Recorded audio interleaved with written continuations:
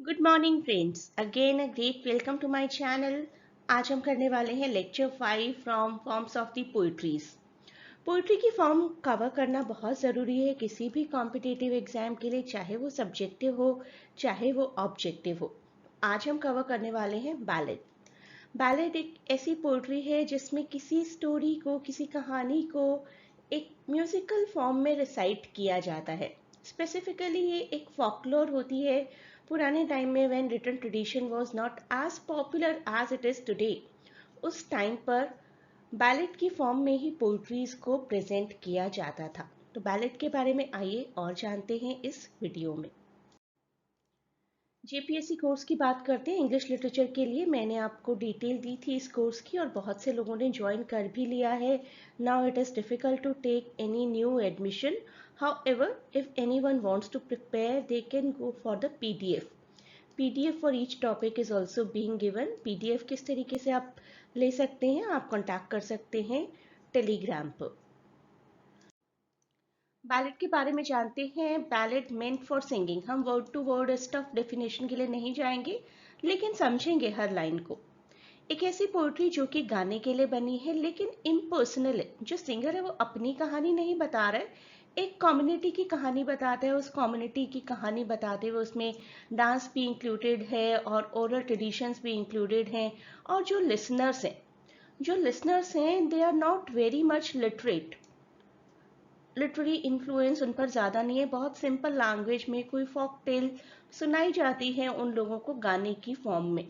जैसे राजस्थानी कोई लोक कथा, लोकगीत basically, that will come under the category of ballad. किसी पॉपुलर राजा रानी की कहानी बताना in the form of song, that will fall under this category. एक एग्जाम्पल से शुरुआत करते हैं। लबेल डेम सेंस मेसी एक ballad है produced by John Keats in 1819. It is a ballad because it describes a romantic encounter between a knight and a beautiful but supernaturally captivating woman. In the Middle Ages, ballads were quite popular, very popular songs and songs that told stories. This poetry is 12 short verses of 4 lines each. यहाँ पर मैंने 2 verses दिखाए हैं. In total there are 12 verses and it is a story or it is a narration about the affair between a knight and a supernatural woman. Ballads are very old century practices, we can say. 3 major features. European folk tradition है, accompanied by musical instruments, and were not originally transcribed. शुरुआत में लिखा नहीं जाता था लेकिन सिर्फ orally generation to generation pass on किया जाता था थ्रू रेसिटेशन। तो अब बैलेड के फीचर्स देखते हैं। One feature is short story. Every ballad is a short story in verse, often dwelling upon a singular, particular episode of the story. एक मान लीजिए कि एक कपल के बीच में एक अफेयर दिखा दिया जाएगा। There is usually only one episode focused on in ballad, and the poet often needs to complete the story within the limited confines of a small number of stanzas. तो बहुत बड़ी नहीं होती। बहुत हम खींच देंगे एक बैलेड को तो audience will get bored, it will be monotonous. John Keats मैंने पहले भी एग्जाम्पल दिया है। ला बेले डेम सेंस मेसी एक परफेक्ट एग्जाम्पल है स्टोरी टेलिंग का। बैलेड का एग्जाम्पल तो है ही इसलिए, लेकिन स्टोरी टेलिंग के एग्जाम्पल के तौर पर मैं इसको इस्तेमाल कर रही हूँ। आप भी अपने एग्जाम में यही लिखिएगा। Next is universal appeal. Universal appeal means universality. आप किसी चीज़ को पढ़ते हैं, देखते हैं, आपको ऐसा फील हो कि नॉट ओनली इन अमेरिका, अगर इंडिया में भी ऐसा हुआ तब भी ऐसा ही सिनेरियो रहेगा। हाँ, थोड़ा कल्चर का डिफरेंस ज़रूर रहेगा। तो फंडामेंटल कैरेक्टरिस्टिक क्या है बैलेड का कि यूनिवर्सलिटी है।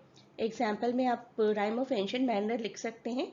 अगर कोई चाहता है राइम ऑफ एंशिएंट मैनर को थोड़ा सा ज़्यादा जानना, तो you can watch my video, you can put the title and my name in search box of YouTube and can find it out.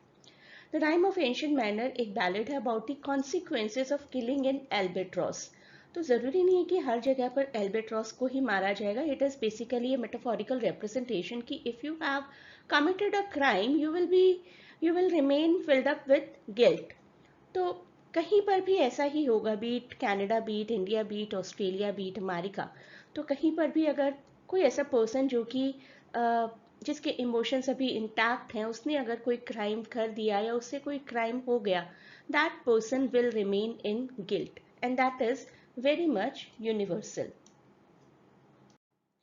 एक और फीचर कोलॉक्यूल लैंग्वेज, जो आसपास के सभी लोगों को आराम से समझ में आए। इसके लिए बहुत बड़ा लिटरेरी पर्सन होना ज़रूरी ना हो। एक एग्जाम्पल, जॉन कीट्स ला बेले dam sense Messi.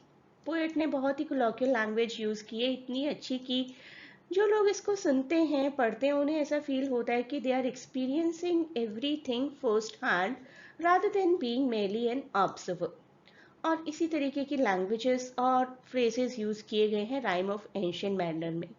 Water water everywhere and all the boats did shrink. Water, water everywhere, now any drop to drink. You can imagine the condition of people who are stuck inside a sea. हर जगह पानी ही पानी है, लेकिन पीने की एक drop भी नहीं है। What an irony. और मेटाफोरिकली कितने अच्छे से ह्यूमन कंडीशन को रिप्रेजेंट किया गया है इन सिंपल कोलॉक्यूल लैंग्वेज। अब आती है बात डायलॉग की। तो इस तरीके की जो पोइट्रीज होती हैं वो डायलॉजिक फॉर्म में होती हैं। जॉन कीट्स की इस पोइट्री का ही एग्जाम्पल लीजिए।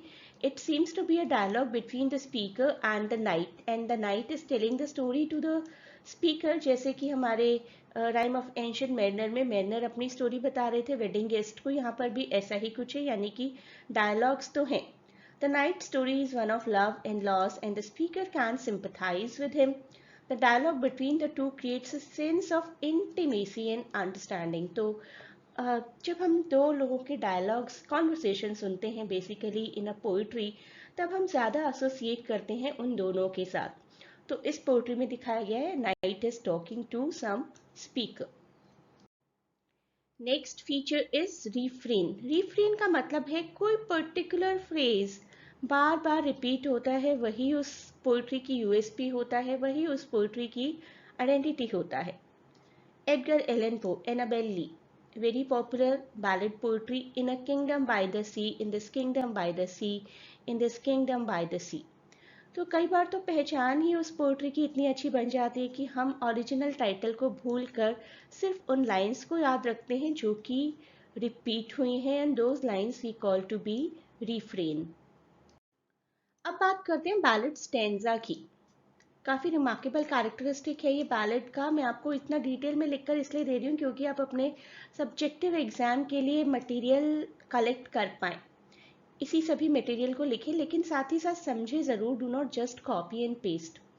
Every ballad is written in a ballad stanza. The ballad stanza is a stanza that consists of 4 lines with ABCB rhyming scheme.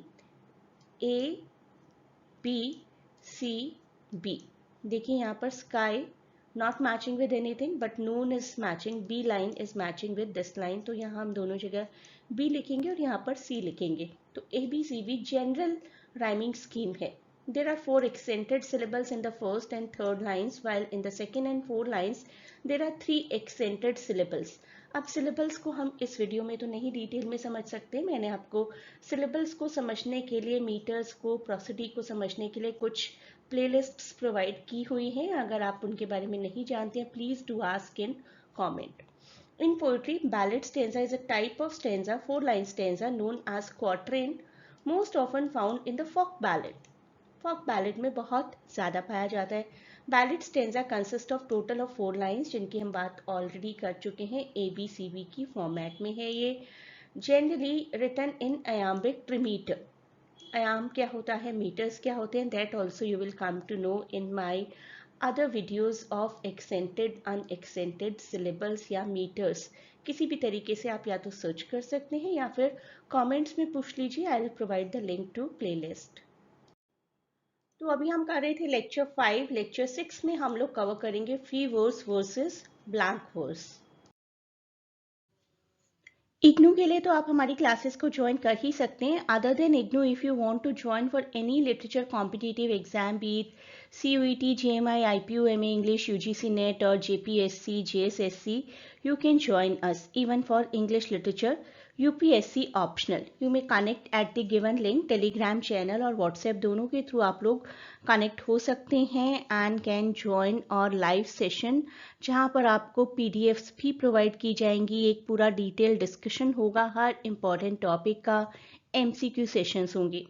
So you can join as per the given link. Thanks for watching. Best of luck for exams and please do not forget to share and subscribe to channel.